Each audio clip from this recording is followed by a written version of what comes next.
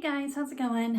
Today I want to take a look at my new fabric cutting table that I made. You can see it over here in the background. You can see it's on a old ironing board so that I can store it away.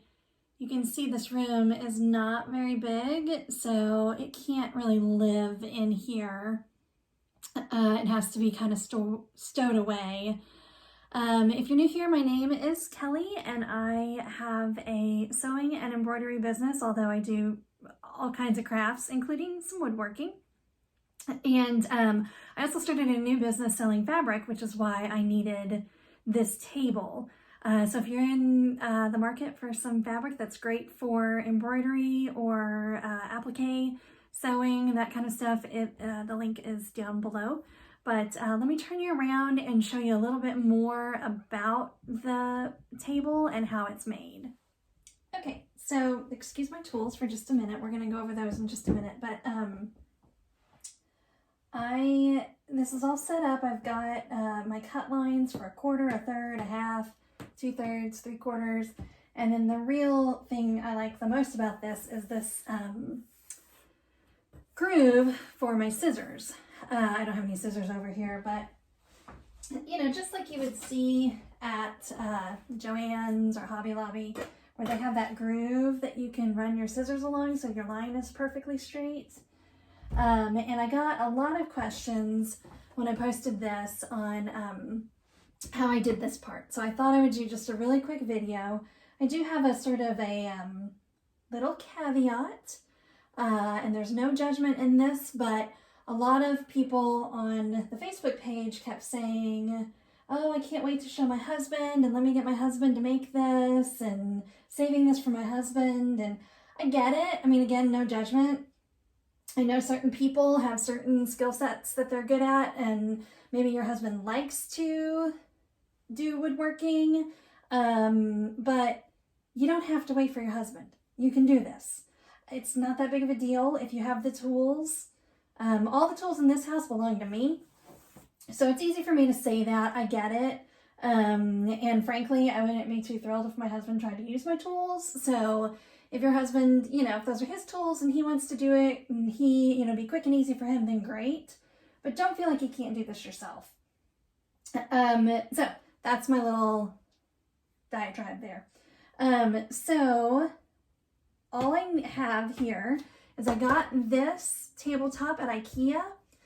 I believe it is the Linnman or Lineman. It's Linnman. And this one is what? It's like, well, this is 36. It's maybe, I think it was like 60 by 29 maybe, or like maybe it was just 59. And I hesitated. I almost got a smaller one, but I'm so glad I got this size because now I can cut a full yard, and it's wide enough, you know, I still got plenty of room to put my bolts of fabric over here. So real happy with this size. I believe it was like $29.99. And then the other thing you'll need is this aluminum piece here. I think, you know, again, I do a lot of woodworking, so I kind of just knew they had it. They're calling it, it's an aluminum angle. You know, I think if you just tell the people at Home Depot or Lowe's what you're looking for, they should be able to help you find this. It is just aluminum. You can see I had to cut it to fit my table. So I have a little hacksaw here. That's what I used to cut that. And it cuts super easy. You can even kind of cut about halfway through and then just break it in half.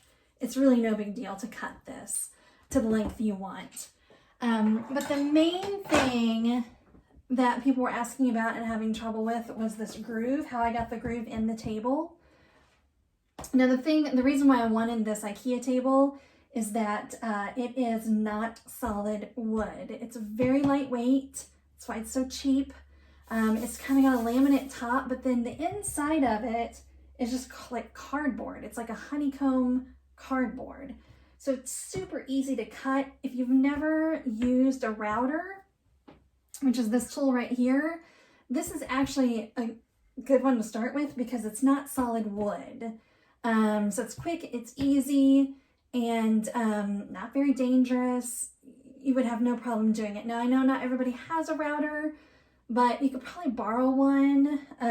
This one's just called a palm router, but there are bigger ones. It just depends on what you have available to you. But what I used was, there's a bit that's like creates a V shape.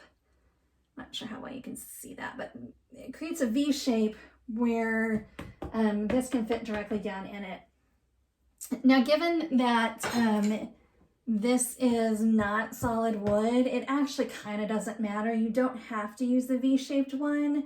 You could just use a straight bit and that would work just fine. So basically all I did was I took a straight edge, and I'm not going to do it right now, but you know, I measured out how much I wanted. I made sure there was enough room to put my whole bolt here.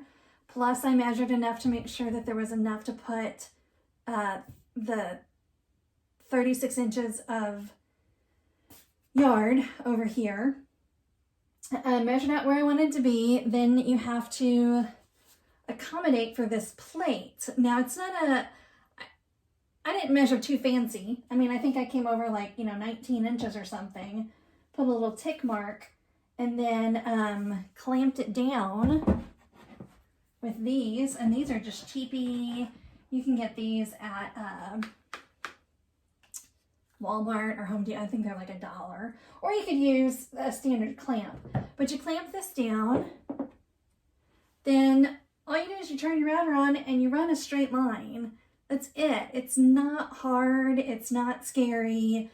You would obviously have to do it outside because it's messy and dusty. But you keep your hands away from the bit and you've got no problem. So after I routed that groove and cut my aluminum, all I did, I'm going to move this so you can see better. All I did was use hot glue to hot glue this down in there. If it was solid wood, I probably would have used a different glue, but it was so, I wasn't sure. I mean, I wish I would have videoed this before I made it because it's pretty funny on the inside. Again, it's just like cardboard. So the best I could come up with was hot glue. So I just hot glued it in there. I might have to hot glue it again at some point, but it works for now. And so then I just took this, I took an old ironing board, and I screwed it in from the bottom. Now, there weren't holes in my, I'm going to tilt you up now so you can see me.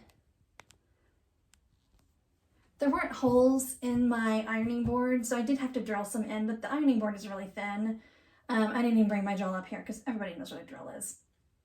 I just drilled some holes and screwed it in. And so now, this, when I'm done cutting, this collapses down and I store it away in another room. Again, this room is pretty small. So, yeah, that's it. It was super easy. It took me less than 30 minutes. Again, I know if you've never used a router, you might have concerns about that.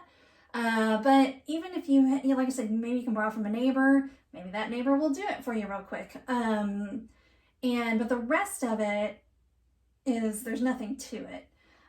So anyway, that's it. Super quick today. Thanks for checking it out. Again, if you need any fabric, I have lots of these Swiss dots. I've got some new Christmas stuff that's really cute. I should have dug through and got it, but it's super cute. And then I've got some Beauty and the Beast that's on the way. It was back ordered, but I'm super excited about Beauty and the Beast. But anyway, if you have any questions, let me know. If you need any fabric, I'm your gal.